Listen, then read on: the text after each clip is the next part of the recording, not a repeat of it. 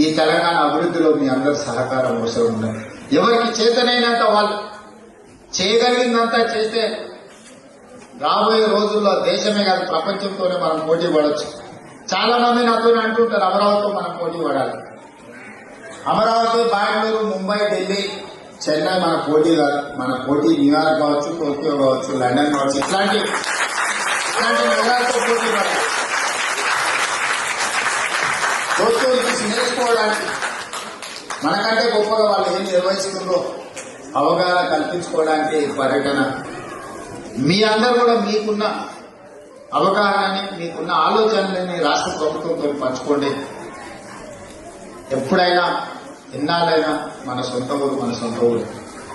ఊరిని అభివృద్ధి చేసుకుంటే అందులో ఉన్న ఆనందం నేను చెప్పాల్సిన అవసరం లేదు, మీకు అందరికీ తెలుసు.